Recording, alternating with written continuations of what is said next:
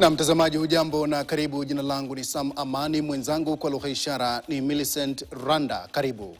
Na baada ya seneta wa Nairobi Edwin Sifuna kupokezwa mapokezi ya kusisimua zaidi kuwahi kushuhudiwa kwa kiongozi yeyote wa eneo la magharibi ya nchi siku za hivi karibuni, seneta huyo ametangaza kwa mara ya kwanza hadharani kwamba yupo tayari kutafuta talaka na chama cha ODM. Na kama anavyoarifu mwanahabari wetu Bramwell Bwire, ziara ya Sifuna nyumbani ilibeba ujumbe mzito wa si talaka tu na ODM, bali pia kuwa yupo debeni kumwondoa mamlakani Rais William Ruto kwenye uchaguzi mkuu wa mwaka 2027.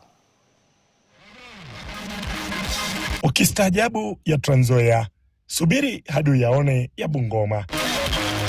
Huu ndio msemo uliotawala magharibi mwa Kenya, huku msisimuko wa kisiasa ukipanda hadi kiwango cha juu siku moja tu baada ya ziara ya seneta wa Nairobi Edwin Sifuna katika kaunti ya Trans Nzoia alikozaliwa hayati Masinde Muliro na aliyekuwa makamu wa rais wa mwaka kijana. Kana kwamba walitaka kuandika ukurasa mpya wa historia ya kisiasa, wakazi wa Bungoma baada ya maandalizi makubwa ya kumpokea Sifuna siku ya Ijumaa kwa kufagia na kuosha barabara, ishara ambayo wenyewe walitafsiri kuwa ni juhudi ya kuondoa nuksi ambayo kwa muda mrefu imeisakama jamii ya Mulembe na kuifanya jamii nzima kuridhika na nafasi ya naibu rais. Maelfu ya waliokusanyika walionekana kumlaki kwa bashasha, na pia mapokezi hayo yakichora taswira ya eneo lililokuwa tayari kushuhudia tukio ambalo wengi walilitaja kuwa la kipekee. Ilipofika zamu ya hotuba za viongozi, mbivu na mbichi ya ziara hiyo ilijitokeza paruanja. Jamii ya Mulembe ilikuwa inamwachilia shujaa wao aliyekolea kisiasa kujitosa uwanjani kumenyana na Rais William Ruto kwenye uchaguzi mkuu ujao. Tukiwa mama zako, tukiwa baba zako, tukiwa wakoki zako, tukiwa anti zako, tunakupeana kwa dunia. Tumesimama na Raila miaka yote.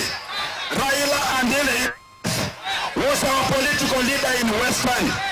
This time round, our brothers, washemeji wetu kutoka Nyanza, I'm calling upon you kama kijana ambaye alipigania Raila Trans Nzoia 2022.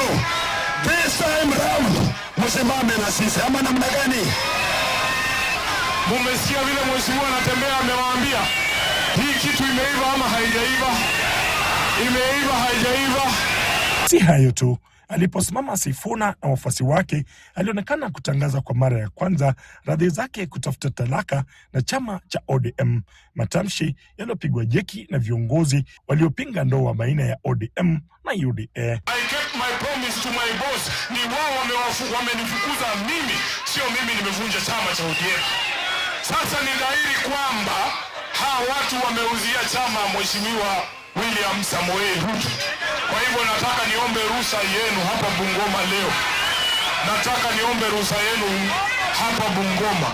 Wale wote ambao mlikuwa mnaamini chama cha ODM, simturuhusu, tutafute njia nyingine. Mimi nilianza kazi hapa Kitale na Bungoma na Muliro. Nikafanya na Wamalwa. Sasa nafanya na Sifuna.